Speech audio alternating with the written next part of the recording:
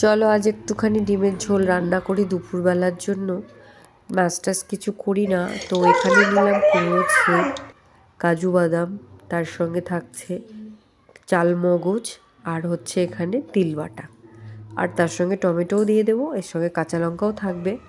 তো এটা পেস্ট করে নেওয়ার পর সাদা তেল কড়াইয়ে দিয়ে দিলাম, আর ডিমগুলোকে আগেই আমি ছাল চামড়া তুলিয়ে রেখেছিলাম। স্বাদ মতো একটুখানি নুন দিয়েছি, আর একটু হলুদ গুঁড়ো, লঙ্কার গুঁড়ো, কালারটা যাতে ভালো আসে সেই জন্য আর কি। ডিমটা একটা শর্টকাট রান্না, আর এটা কিন্তু খেতেও খুব ভালো লাগে।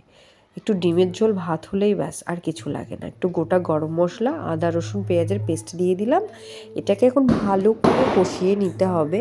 আর ডিমগুলোকে ভেজে তুললাম। এটা কিন্তু নতুন আলু, ছোট আলু নিয়েছিলাম, দুফালা করে দেওয়া হয়েছে, ভাজা করে তুলে রেখেছি। আর এখানে সামান্য জিরে গুঁড়ো, লঙ্কা গুঁড়ো, হলুদ গুঁড়ো, কাশ্মীরি লঙ্কার গুঁড়ো, আর এখানে তিল বাদামের যে বাটাটা ছিল সেটা দিয়েছি, স্বাদ মতো নুন, কাঁচা লঙ্কা, ব্যাস। আলুটাও আমার ভাজা হয়ে গেল। এবার আলুটাকে ভালো করে তুলে নিয়ে ওর মধ্যে এখন আমি মশলাটা যেটা কষাচ্ছিলাম ওর মধ্যে আলুটা দিয়েও ভালো করে কষালাম।